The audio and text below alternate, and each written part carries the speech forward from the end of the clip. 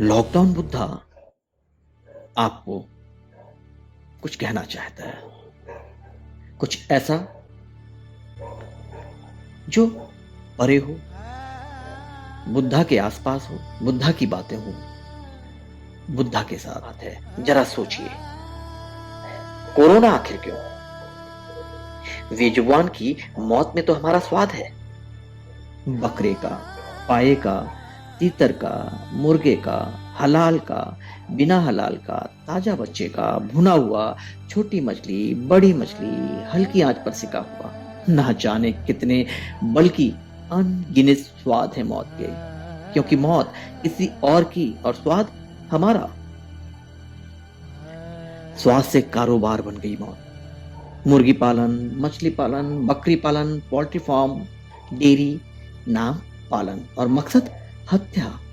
Slaughter house तक खोल दिए, वो भी ऑफिशियल। गली गली में खुले नॉन वेज रेस्टोरेंट। मौत का कारोबार नहीं तो और क्या है? मौत से प्यार और उसका कारोबार। इसलिए क्योंकि मौत हमारी नहीं है, जो हमारी तरह बोल नहीं सकते, अभिव्यक्त नहीं कर सकते, अपनी सुरक्षा स्वयं करने में समर्थ नहीं है। उनकी असहायता को हमने अपना बल कैसे मान लिया? कैसे मान लिया कि उनमें भावनाएं नहीं होती या उनकी आहें नहीं निकलती?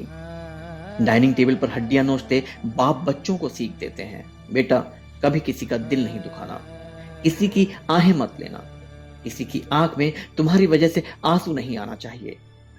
बच्चों में झूठे संस्कार डालते बाप को अपने हाथ में वो हड्डी दिखाई नहीं देती जो इससे पहले एक शरीर थी, जिसके अंदर इससे पहले एक आत्मा थी।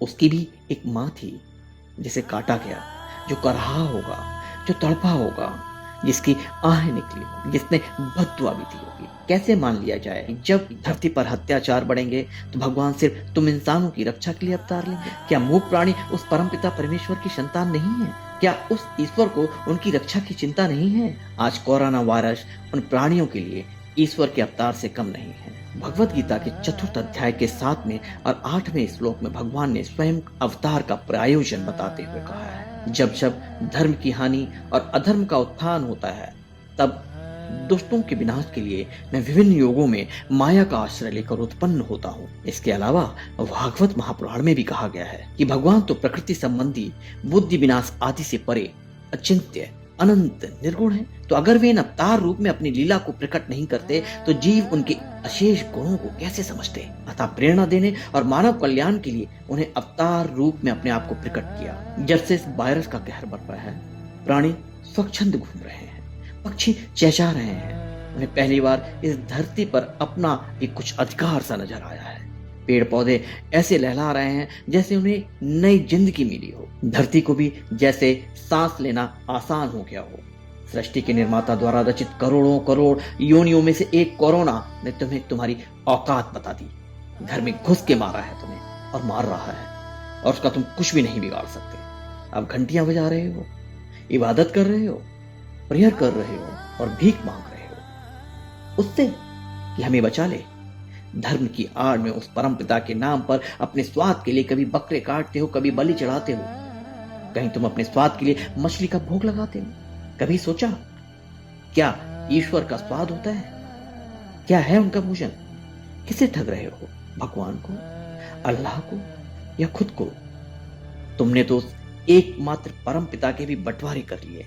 मैं मंगलवार को नॉनवेज नहीं खाता, आज बृहस्पतिवार है, शनिवार है, इसलिए नहीं। अभी रोजे चल रहे हैं, नवरात्रों में तो सवाल ही नहीं उठता। झूठ पर झूठ, झूठ पर झूठ। फिर कुतुर को सुनो, फल सब्जियों में भी तो जान होती है। तो सुनो, फल सब्जियां संसर्ग नहीं करती, ना ही वो किसी प्राण को जन्मती हैं, इसीलिए उनका भोजन उचित है। ईश्वर ने बुद्धि सिर्फ तुम्हें दी है ताकि तमाम योनियों में भटकने के बाद मानव योनि में तुम जन्म मृत्यु के चक्र से निकलने का रास्ता ढूंढ सको। लेकिन तुमने इस मानव योनि को पाते ही स्वयं को भगवान समझ लिया। आज कोरोना के रूप में मौत हमारे सामने खड़ी है।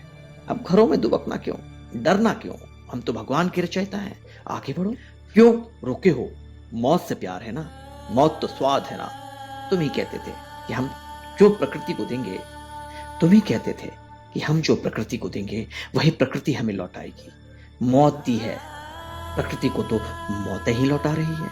बढ़ो, आलिंगन करो मौत का। यह संकेत है ईश्वर का। प्रकृति के साथ रहो, प्रकृति के होकर रहो, वरना ईश्वर अपनी ही बनाई कई योनियों को धरती से हमेशा के लिए विलुप्त कर चुके हैं। उन्हें एक क्षण भी नहीं लगेगा। चिंता नहीं, चिंतन करें। बुद्धा कहता है, लॉकडाउन बुद्धा।